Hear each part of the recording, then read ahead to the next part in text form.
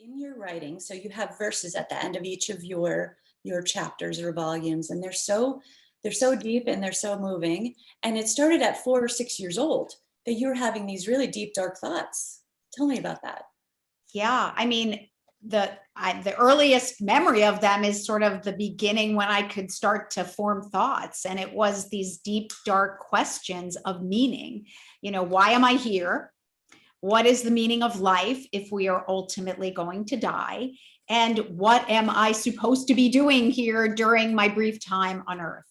And I think because, no one could answer those questions and I couldn't even verbalize them. So when you are feeling like life is futile, it's an incredibly unsettling feeling. It feels like you don't belong in the world because everyone seems so happy and like you're not, and you don't really feel at home in your body because it's like an itch you can't scratch when you can't answer the three questions that plague you every single moment of every day.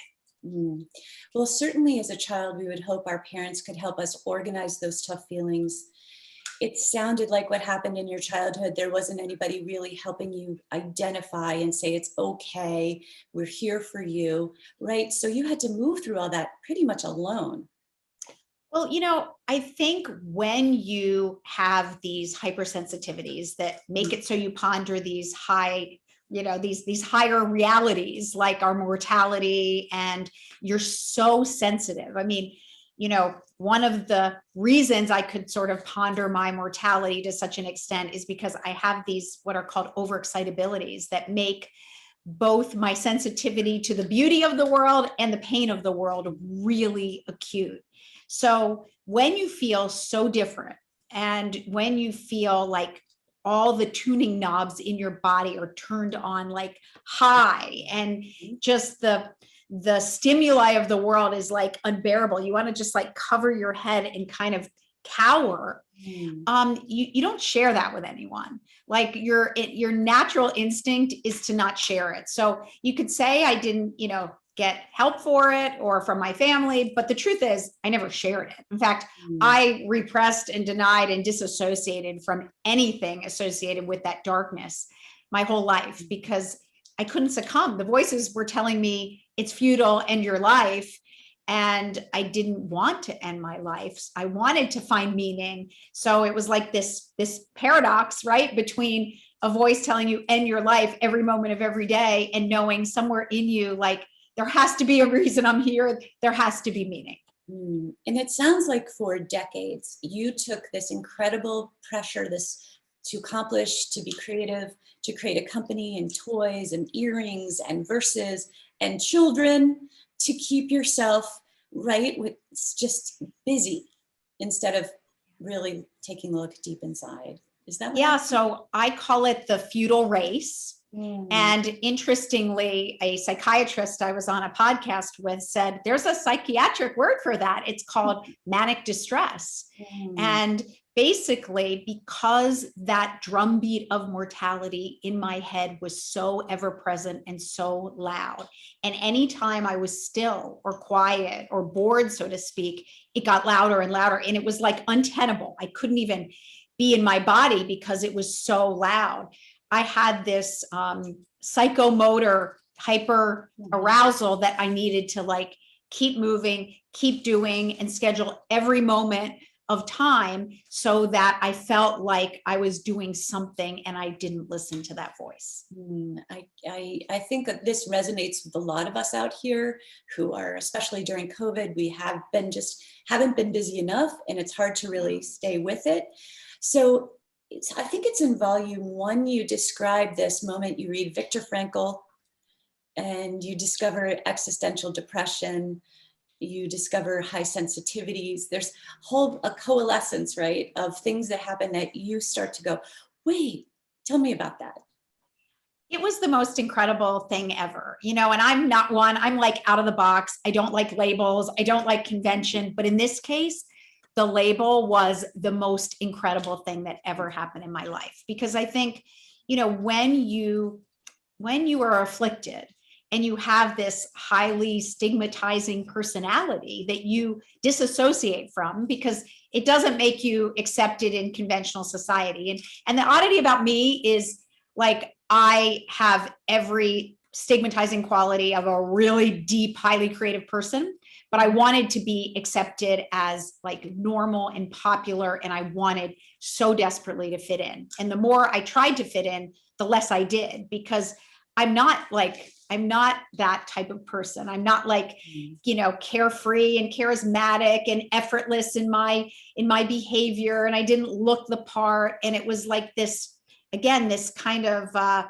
hypocrisy of wanting to be something that I could never be. And the more I tried, the less I was it.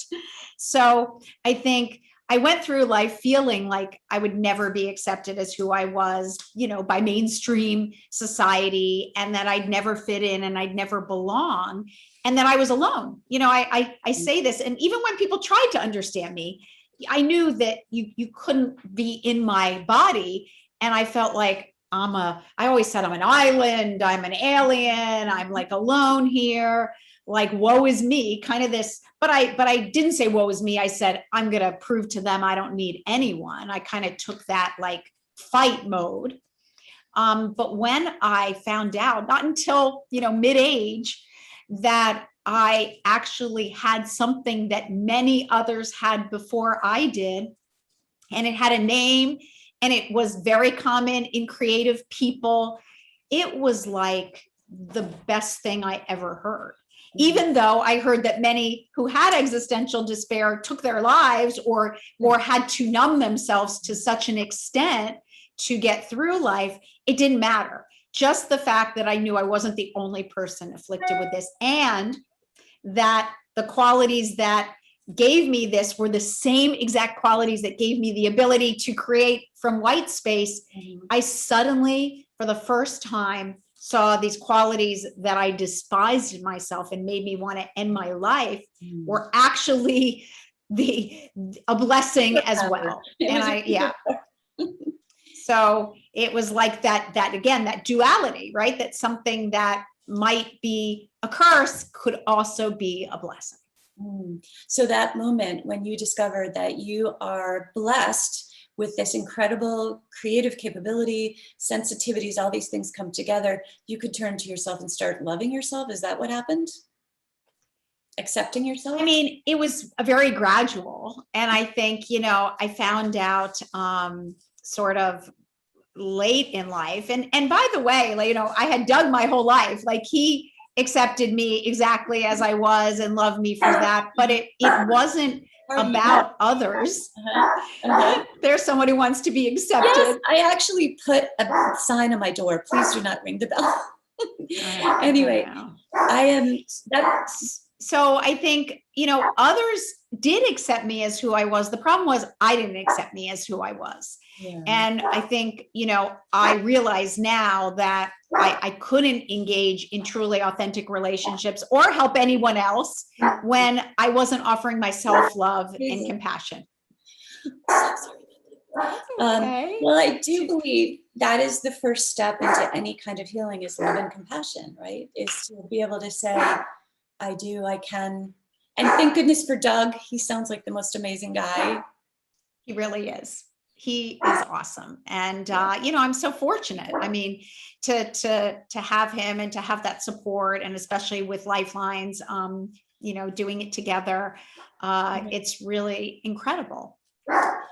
So one of the things is that moment that you say, I'm going to accept myself for both the light and the dark. And I think that's one of the most important parts that really struck me, as you stopped trying to get rid of the dark part of yourself and you said, I love it all, right? And I do think that many of us struggle with that, and certainly in therapy, oh my gosh, I'm so sorry about my dog, struggle with really adoring ourselves holistically, not just saying, okay, well, I'm good at this one thing, or I'm good at that one thing, or I'm just whatever it is. But I love that you come to this place where you say, I had to stop and sit and had to stay there and accept myself there. What was that like? So that is the most difficult part of anyone's journey, And in my journey that I created an acronym for, it's the journey to inner space, each letter of the word space being another leg of the journey. The A of space is the hardest part of the journey for all of us. And now that I have a lot of other people taking the journey, they're all agreeing. So the A stands for allow. And it could stand for accept, but allowing is the hardest thing. And allowing to me meant that I was a spectrum of feeling, from the highest of highs to the lowest of lows, because my whole life, I didn't learn ever how to feel. I disassociated from all feeling. And the only thing I ever said my whole life was, I'm great, I'm fine, I'm perfect. I could have 104 fever. No one ever knew.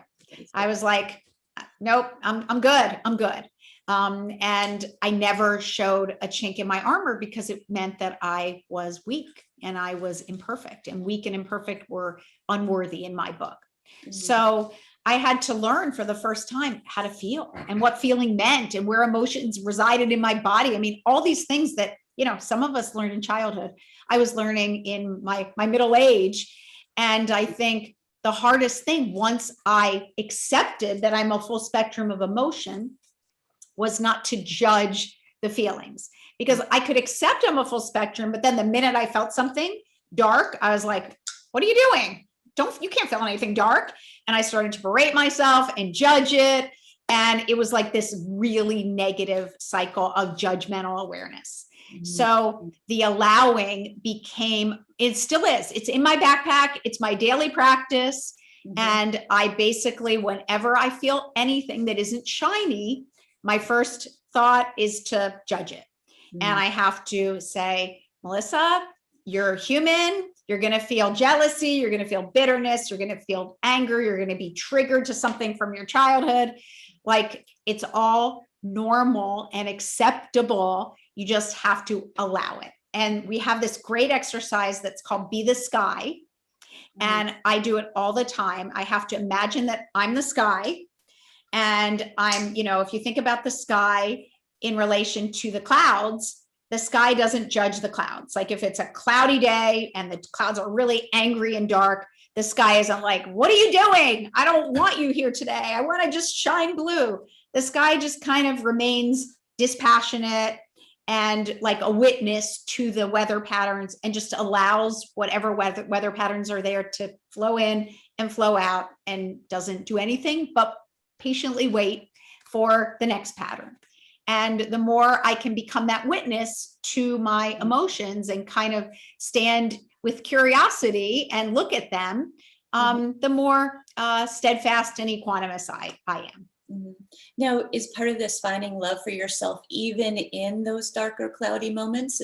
Are you getting a little bit, because this is a practice, like you're saying, it takes time to really start to deepen it and feel comfortable and sort of go, okay, I can welcome this, right? You must be a therapist, because yes, it's the allowing. And then the other practice that's daily for me is offering myself compassion. And that one is the other really hard thing, because again, that negative voice castigating myself for feeling, because feeling wasn't allowed in my life, is always like, you shouldn't feel, don't feel. And I have to give myself the butterfly hug for feeling and being human. And, whatever it is I'm experiencing, I can't punish myself for it. So yes, I'm definitely getting better at it. Am I perfect at it? Nope. And I will be engaging in the practice till probably, the end of time. So what I love so much about is the courage that has taken you to come out and speak and publish your verses, especially after the guy at UConn, whoever was so mean to you. It was terrible. By the way, I think your verses are so moving. And actually, is there one that you would like to read? Do you feel like doing that? Sure. I can, there one that comes to mind? Yeah, there's one I love. It's at the end, it's in Liberation. Liberation, I love that. And it really sums it up. It's, I was solely outcome driven, with results deemed black and white, some days wallowing in anguish, others basking in delight. But a hostage to perfection left me serving time in jail, with no courage to take risks or the capacity to fail, till at last I welcomed grays to flow amid the other two, for there's nothing more profound than living life in every hue. Love that. And that's basically like when when you're really engaged in black and white thinking, that it's all or nothing, it's perfection, or a 99 is failure. Your life is really painful. Very painful. Because, and that was kind of the spectrum for me. It was like, I was either the highest of high or the lowest of low. There was no grays in between my blacks and whites. So I think welcoming the grays is terrifying because it means there's a lot of feeling in there, but it's also beautiful. So in this moment of pivoting, right, where you discover Viktor Frankl, you discover about very highly sensitive people who have, what is it, 5 modalities of sensitivities? I can't remember. Yep. Physical touch, hearing, there's so many things. I have clients who have high sensitivities. We didn't really know about that. We couldn't even tell our children about that back when we were younger, in the 60s, 70s, whatever it was. So something happened and you decided to really change the way you viewed life. And you went from the sort of a victim, all is dark, nobody's there for me. Really, how did you get help doing this? Was it through your writing? Was it family members? How did you walk that journey? That's a great question. For me, it took 2 paths. And, when those dots started connecting, I realized I had existential depression. I had these hypersensitivities, and I saw that I wasn't alone.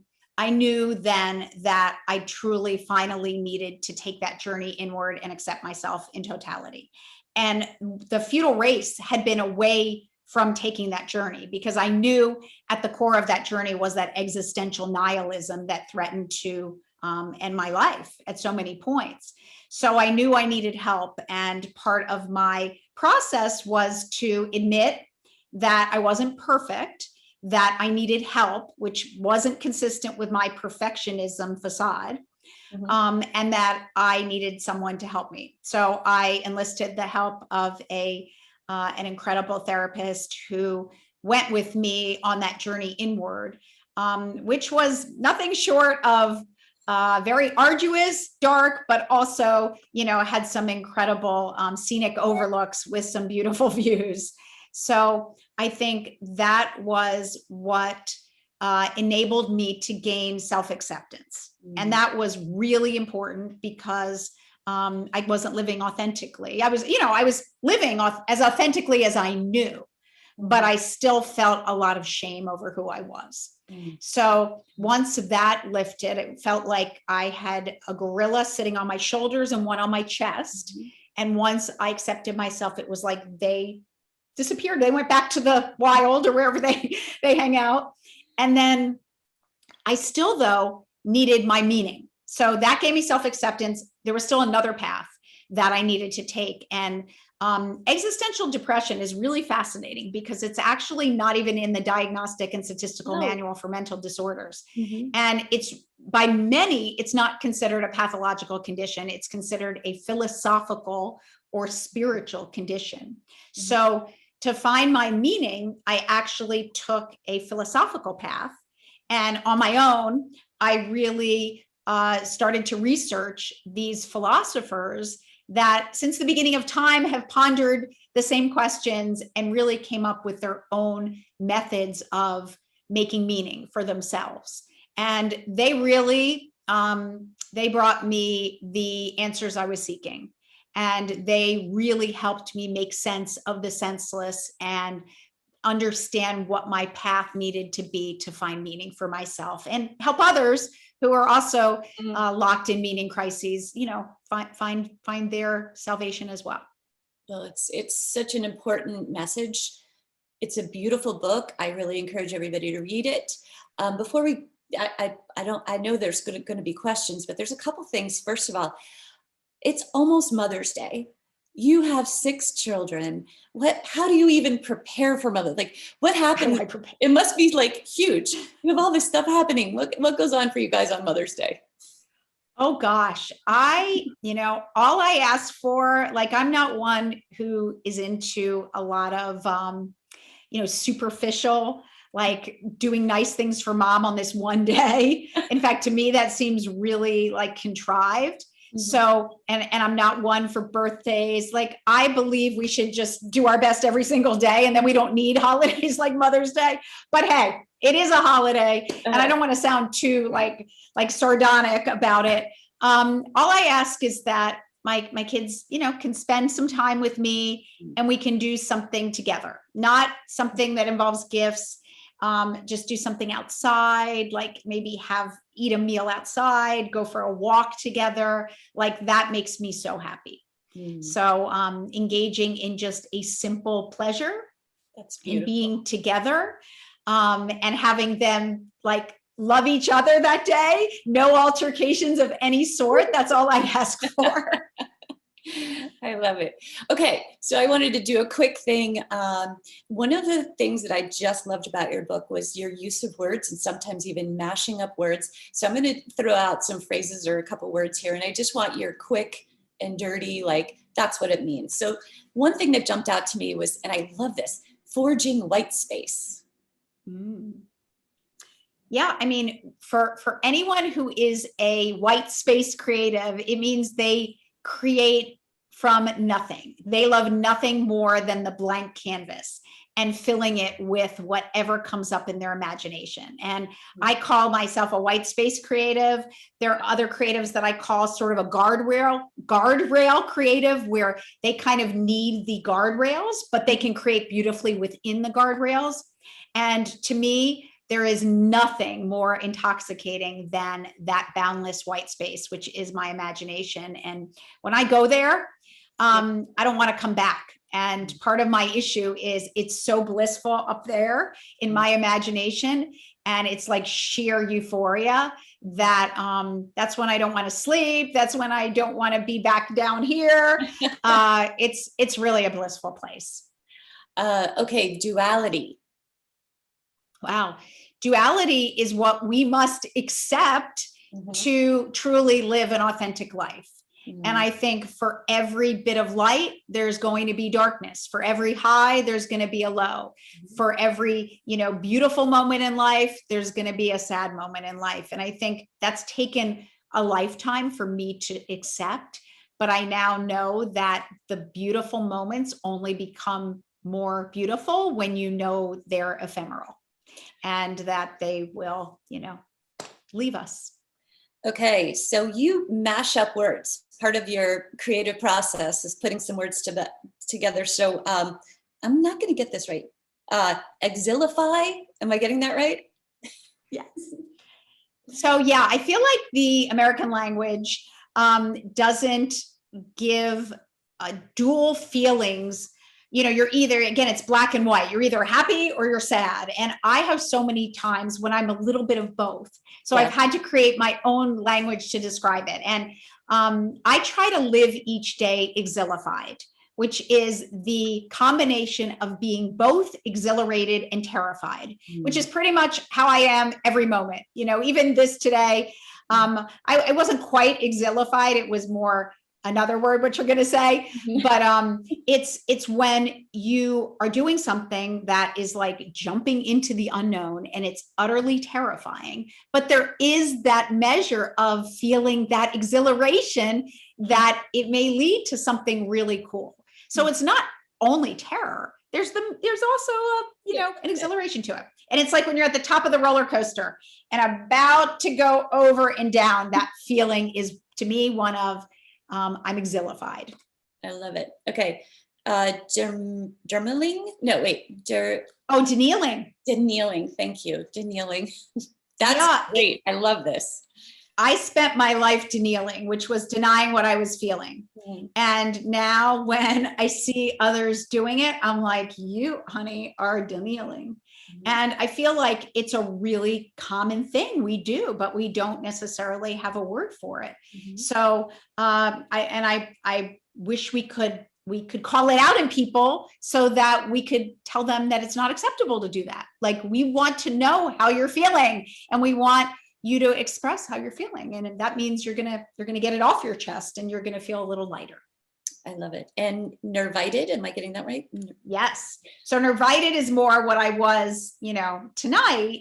I would say that's the lower form of exhilified. Mm-hmm. It's when you're both nervous and excited. Mm-hmm. And many things I do, I'm excited about it, but I'm also really nervous. And I never felt that there was an appropriate word to really describe that. Okay, last word, and then we'll go to questions. Transformation. Oh, wow.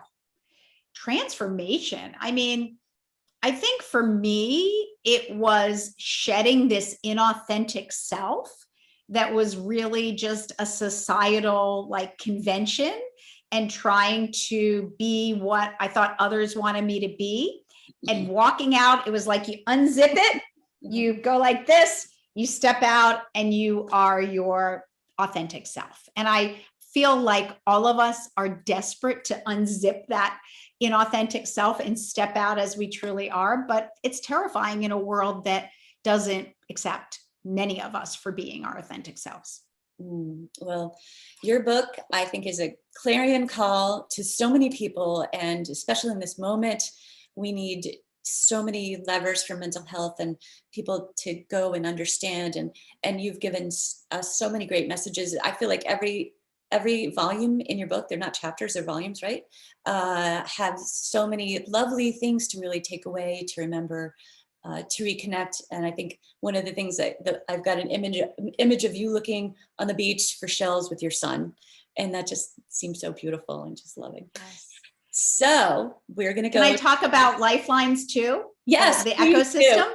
Yes.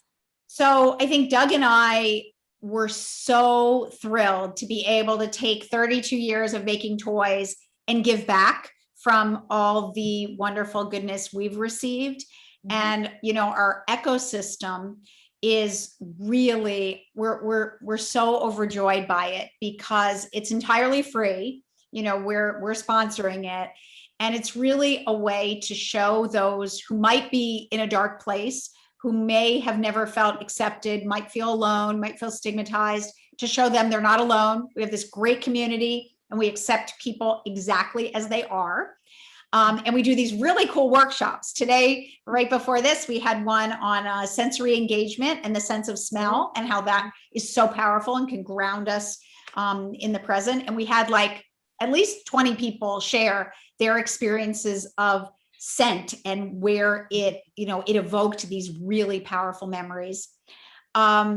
We show people how they can transform their darkness into light and make meaning, because I think so many of us during COVID had existential crises and kind of felt this sense of what am I doing here? What's the point?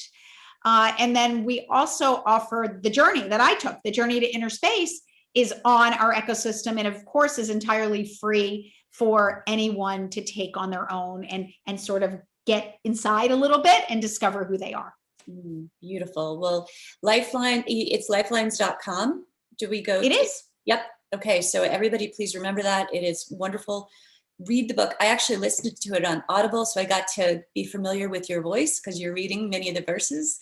And there are some that are very emotional. I could hear you're tearing up in some of them. So I was very moving. Thank you. Thank you. So we'd like to welcome questions. Would anybody like to raise hands? And anything goes. Anything in the chat. Ask away. Ask away. We're here. And let's see. Somebody wants to know who did the painting behind you and its meaning. Oh, wow. It is, I'm trying to think of I will have to get you the exact name, but it was someone who did it specifically to match this room. And there's one on the other side too. And it's a modern artist and wonderful.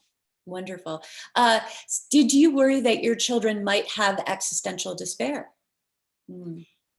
That's a great question.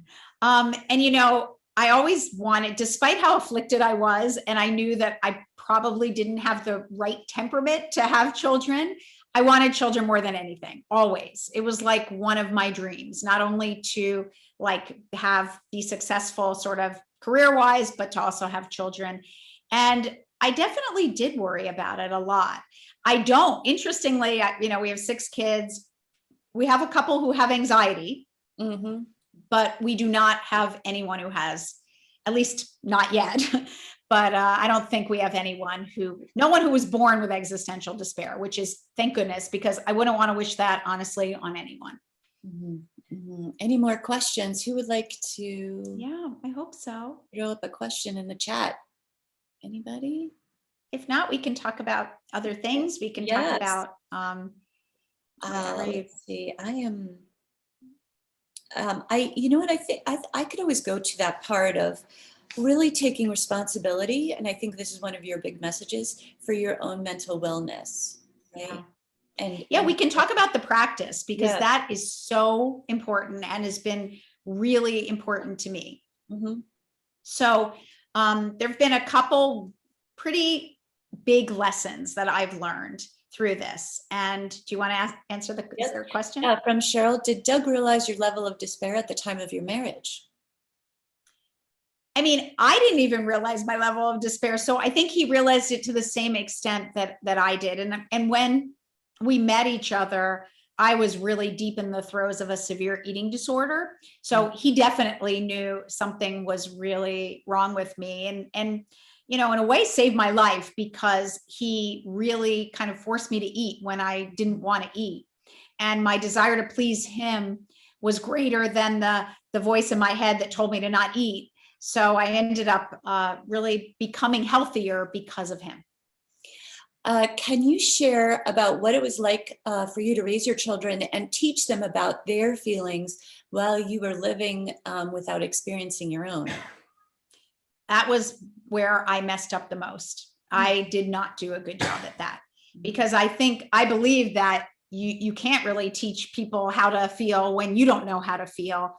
And I would say, if I had to say, I have a lot of flaws as a mom, but my biggest flaw as a mom was I didn't know how to feel, and I wasn't good at accepting them when they were in a despairing place. Because when your own feelings of despair are so terrifying that you think they will submerge you, when others show you despair, like I wanted to fix them, and I wanted to quickly get to the root of the problem, and I wanted to make it better.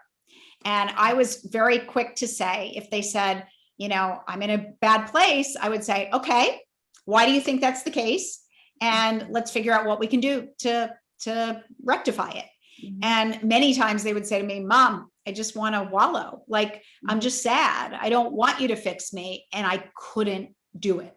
I was like needing to fix them. So I think I'm learning more now. It's still really one of the hardest things for me is to sit with my own family members in their pain. I can sit with anyone else.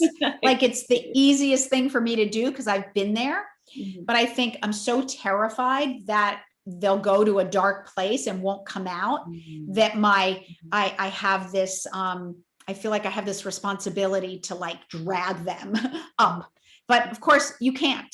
You can't drag anyone to happiness and to contentment, and it's there. So I've had to learn how to remain equanimous with people in a dark place, knowing all I can do is offer them like, my listening and my support, but I can't try to fix them.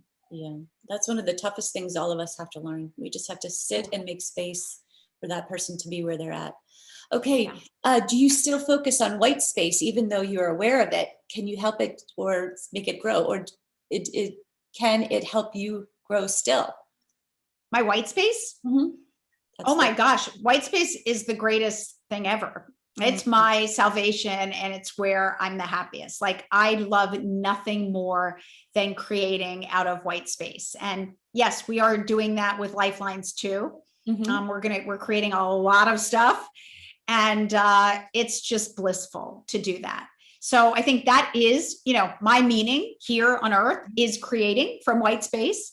It is where I am connecting every neuron in me to like humanity. And if I can create things that touch others, that is the full circle and cycle for me. So I have to do that like incessantly. And the other thing white space does, even though I point up here, like when I think of my imagination as here, the right side of my brain is like, is feeling. The left side of my brain is the bad despair, the prison. So when I'm creating, I leave my despair, I leave my burdened head, and I go into my heart.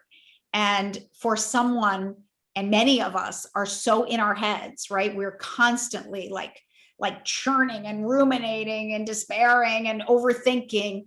And the antidote to that, which is, we can talk about the practice, is to get out of here and go here. And the easiest way to do that is through your senses, sensory engagement and self-expression. So if you are creative in any sense, it is like your true salvation, because anytime you create, you're leaving here, you're going here, and it's bliss. So yeah, it's a good place. From Anonymous, has medication been a part of your journey? It's a great question. I'm asked that a lot. And I have nothing against anything people use to find their contentment. Like, I am thrilled. For me, however, my journey has not involved using medication. And, I think it's because even though no one told me it, I knew very early on that what I was suffering from wasn't something that medication could help, because it was questions of meaning. And now when I found out, oh my gosh, it's not pathological. Most say it's not pharmacological, like medicine doesn't help existential despair. You have to get the answers and find your meaning. I knew that from like the time I was a little girl. I was like, no, that a pill can't answer my questions of meaning. So for that reason, I knew I had to take some other paths. And the other thing I was terrified of is, for me, my creativity is my salvation. If it changed in any way, I wouldn't be here. So I couldn't risk anything potentially hampering that.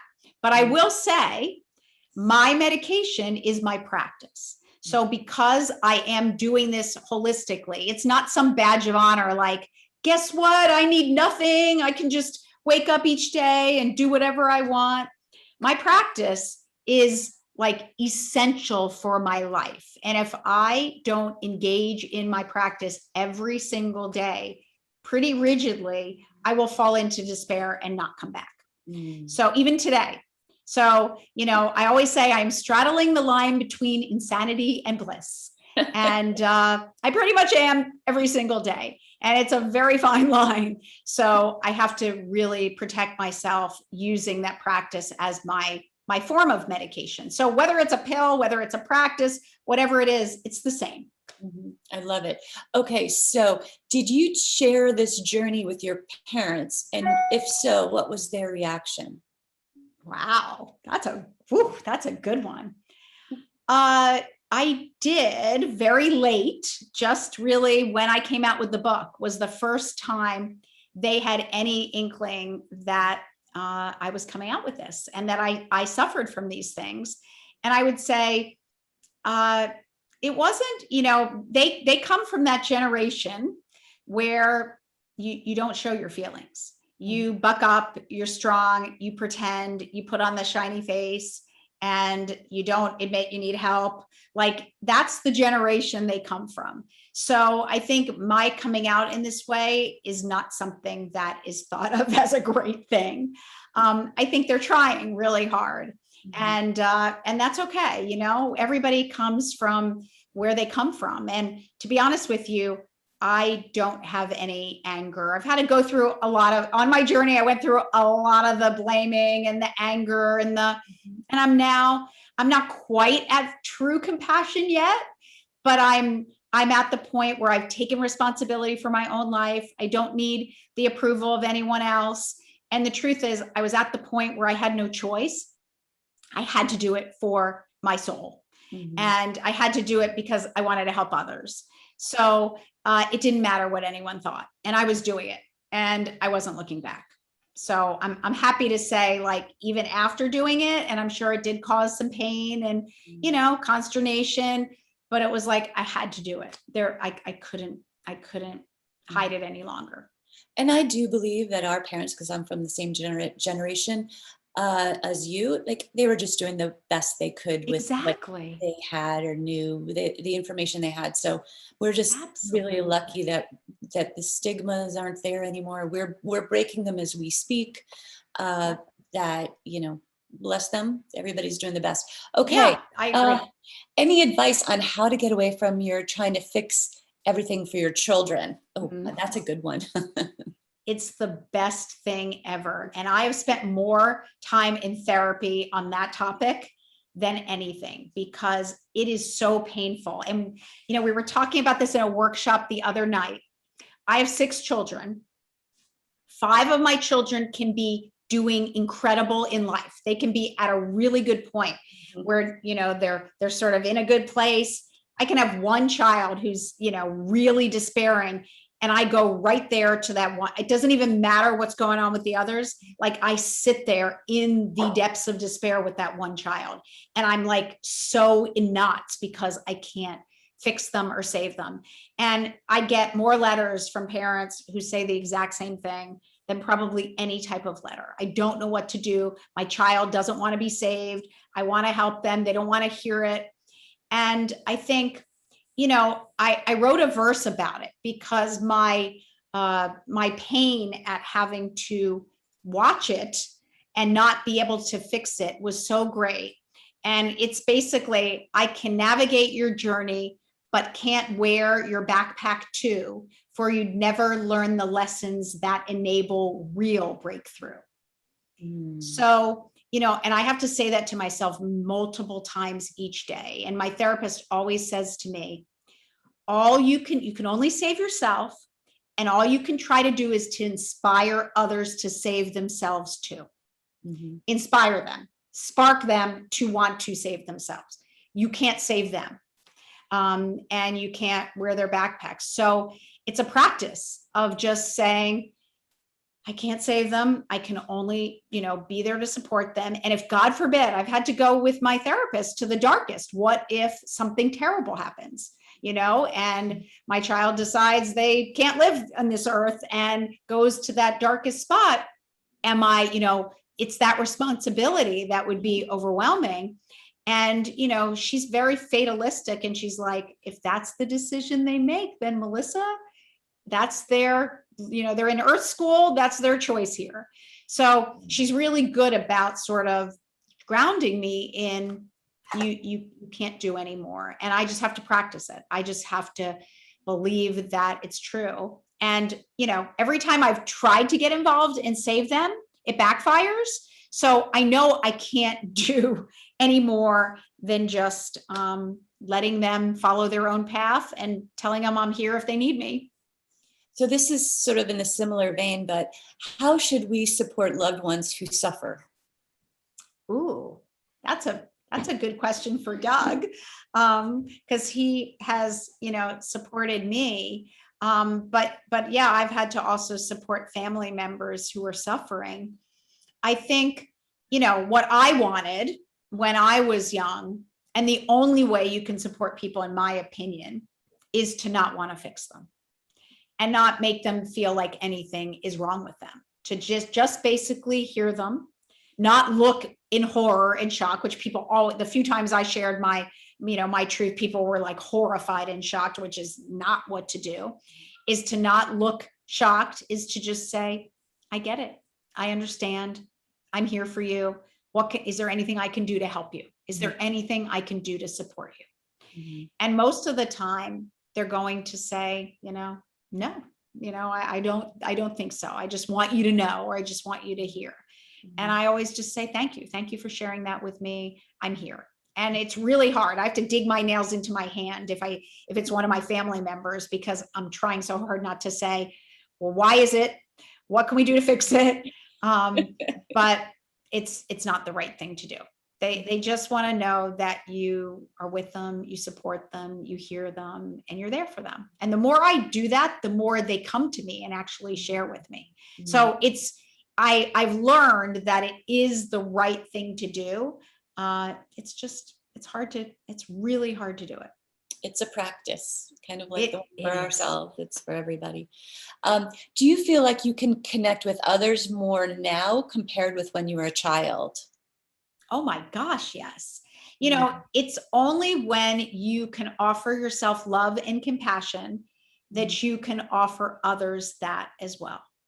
And I never offered myself love and compassion. And I never really had great friendships. I had terrible friendships because I showed this version of this perfect person who was impenetrable and had zero vulnerability. Like I was just this Teflon, you know, super person who never showed anything other than I'm great. So I never, and I always wondered why I never had any authentic relationships and why all my relationships kind of, you know, disappeared and I didn't even care. I remember thinking, I don't care. I don't need that relationship. It's not doing anything for me. And it was because, you know, if you don't have a relationship with your heart, of course, it's just going to be a intellectual, you know, a competition or whatever it is, and not serve your soul. So now that I am accepting myself, I can share my feelings. I can be more honest. I've been developing really good relationships, ones that, you know, and I'd say one of my biggest regrets is, you know, there are those people who have those friends from childhood and like went with them through their lives. I have no friends from childhood. I have no friends from high school. I have no friends from college because I just wasn't a person. Like I didn't develop any relationships. So, you know, for me, it's sad when I see like everyone's getting these reunions. I'm like, there's no one who's calling me for a reunion. No one. So, you know, my relationships started when I became authentic, which is much more recently. But so this one is, I think it's wonderful what you've been done, bringing this out and talking about it. More of a comment than a question, but. Thank you. And I think, you know, one of the reasons I'm doing this, well, there's two main reasons. One is I want to show those who are younger and believe that happiness comes in striving and sort of achieving all these material forms of success, and that when you get them, you will be happy and bask in eternal bliss. I want to show folks that that doesn't do it. It doesn't mean that you can't enjoy them and that they don't bring you a measure of comfort and joy. I mean, they do, but they absolutely don't bring you meaning and fulfillment and that acceptance in your soul. So unless you are simultaneously making that journey inward and truly accept yourself and aren't doing it for the validation, you won't find peace. And then the other thing I'm trying to show people, because, you know, I love nothing more than talking to younger people who are really despairing and believe there isn't hope, and know that they have an affliction. They know that they are prone to despair, or they're highly sensitive people who feel things more deeply, and they're terrified that they will never find happiness. And I'm here to show people that you can have an affliction. You know, I have a condition, existential depression, that I was born with and I will die with. It doesn't go away. But what you do with any condition, whether it's eczema or diabetes or high blood pressure, is you learn to manage it. And I have learned now to accept and manage it in a way that I'm living an incredibly bountiful life. I experience a lot of joy. I also experience the full spectrum, and that is okay. So I want to show others that, you know, I am the face of existential depression, but I'm also the face of a very cool, amazing life with lots of people I love, and having the joy as well as the pain. The next one we have is, can you talk more about your journey to inner self-awareness and identify through a philosophical journey versus a spiritual journey? Wow. Yeah, so the journey to inner space that is on our ecosystem, that is the journey to self-acceptance. So that is basically finding the time finally to go in, to trace all your emotions back to the original source, back to those traumas in childhood, reprocess them so you can begin to understand why you're doing the things you're doing, why you're so triggered, why you're angry, and really begin to embrace yourself. So that is purely, that's more of a, I'd say, a psychotherapeutic route, a cognitive behavioral therapy route. We do a lot of spiritual things in there too. We have a lot of videos with grounding exercises, and one of our good friends who really did a lot of the exercises. She's a healer, yoga expert, a meditation expert, a healer. So, it's kind of the spiritual cognitive path. But the meaning path came through reading some of my favorite philosophers, which I'll share. And they're deep and they're dark, but they gave me the answers like nobody could. And they include Viktor Frankl, who wrote other books other than Man's Search for Meaning. They include Friedrich Nietzsche, who's one of my absolute favorite philosophers in the world. John Paul Sartre, Soren Kierkegaard, who's the father of existentialism. Who else? Heidegger, who talked about inauthentic versus authentic living. Who else am I missing? Oh, Camus. He was amazing, Albert Camus. So there are a whole bunch. I've read all of them. And because I'm like a rabid learner and I love to connect dots, and like I needed to understand this. So if I could process it, I could help others understand it as well. And it's really deep, and it's really like obtuse stuff. But, I can tell you it in a nutshell, which is basically they all come out of it with the same sort of answer, which is basically that, and it's an unfortunate answer for anyone who is seeking the answer in a quick self-help fix-it scheme. So I think the good and the bad is meaning can only be made individually. And it's only when we understand that it is our own responsibility to make our own meaning and rise above our burdened heads and transcend ourselves to engage in the flow of life and commit ourselves to something that brings us meaning, that we will get our meaning. And, it's what I subscribe to wholeheartedly. And I think it was only when I realized that I had a choice.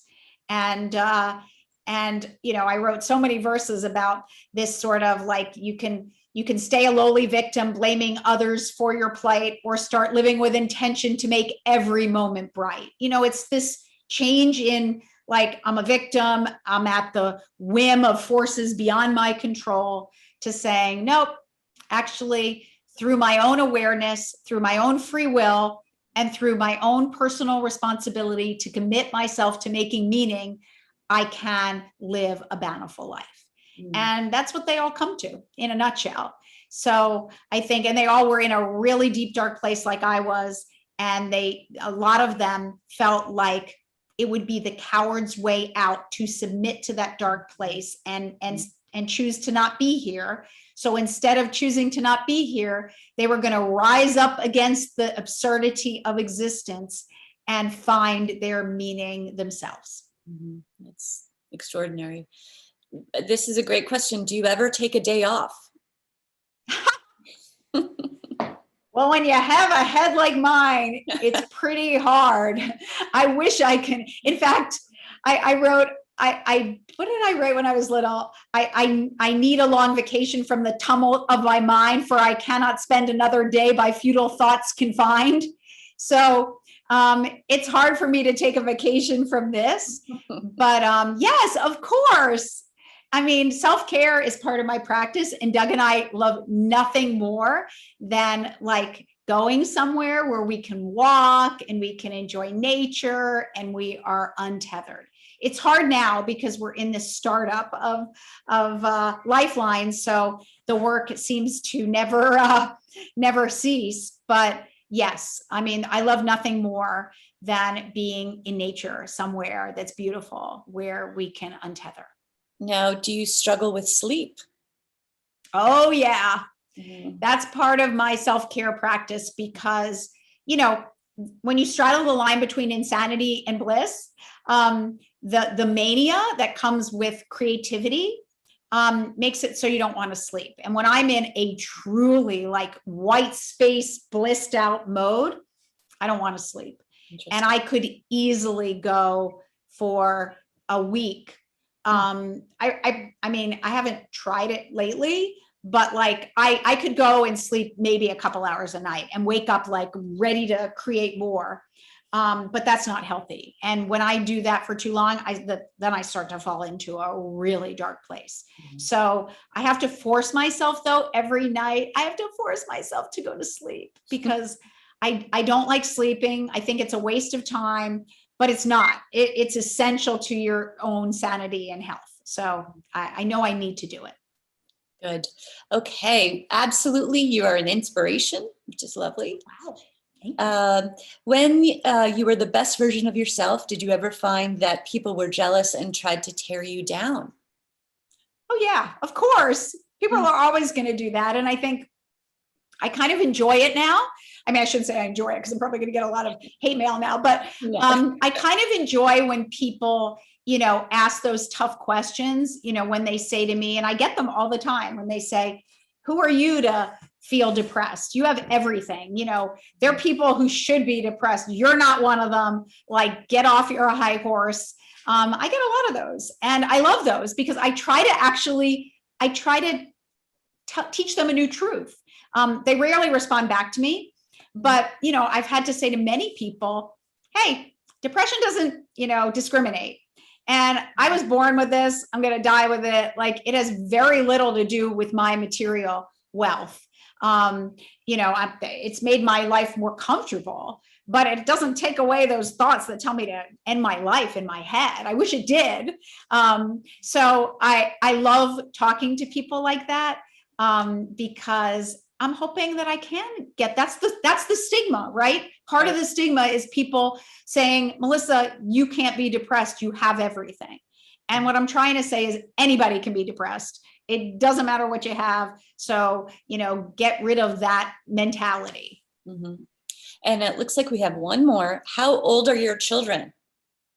They range from 13 to 27. So 13, 14, 17, 18, 26, and 27.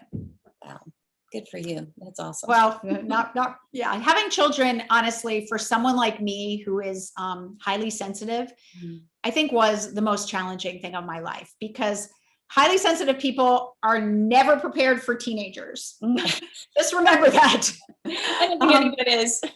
Yeah, maybe that's true. But yeah, teenage years have been really challenging for someone who takes things really personally. Because teenagers say a lot of mean things and they don't even know they're saying them. They don't even necessarily mean them, but I take them all personally. Yeah, it's part of their job. Well, Melissa, thank you so much talking to you about LifeLines. If anybody's interested, we want to find it at lifelines.com. Is that right? Yes, lifelines.com. Even at the end of the book, you say you can email me. I will get back to you directly. Is that correct? I respond to every single email personally. So write me, Melissa Bernstein at lifelines.com. I'd be thrilled to talk with you. Yeah, sorry, I have a slide that I can share. Oh, that's nice. There you go. It's okay. It's lifelines.com. It's lifelines.com. It's lifelines.com. There you go. Wonderful. So, all right. Yeah. And if you want to talk further about any of these things, I really am an open book at this point. I'm pretty much not hiding anything. So bring it on. Well, you are an inspiration. Thank you so much. Guys, I am so sorry about the dog barking and the doorbell, but thank you. That was just a wonderful Isn't job. that the duality of life? Yes. So I was laughing. I was like, and it's usually happening to me because trust me, my dogs are always barking. So it's shocking that they didn't hear your dog barking and start barking themselves. That's very funny. Well, Thank you so much, Trevor and Melissa. Thank you, Trevor. Thank you, Christine. Thank you, Pequot Library. We really appreciate this. All right. Thank you, everyone. Have a good evening. Thank you for joining, everyone.